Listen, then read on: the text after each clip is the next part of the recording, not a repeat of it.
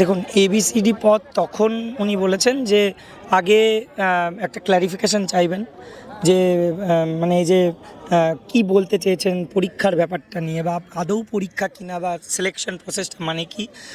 আর এটাও অবশ্য যে বেতনটা এদের ততদিন অবধি চালু রাখা যায় নাকি। এবার ব্যাপার হচ্ছে এই সিলেকশন প্রসেস, এটার মিনিং সত্যিই আমরা সবাই মানে দ্বিধা বিভক্ত এটার মানে নিয়ে। কিন্তু এটা কোর্ট ক্ল্যারিফাই করুক। যদি এটাই হয় যে আবার পরীক্ষায় বসতে হবে এবং সেই প্রথম থেকে যে পদ্ধতিগুলো মেনটেন করে হয় সেরমভাবে, তাহলে এটা তো খুব মানে আমাদের জন্য অসম্মানজনক যে একটা চাকরি পেয়ে বলা হচ্ছে যে তোমার কোনো দোষ নেই, তোমাকে টার্মিনেট করে দিলাম, তোমার প্যানেল ক্যান্সেল, তাই জন্য আবার পরীক্ষা দিতে হবে সেই একই চাকরি পাওয়ার জন্য। সেটা আমরা মানতে পারবো না। বাংলা হান্টের আরো খবর দেখতে নজর রাখুন।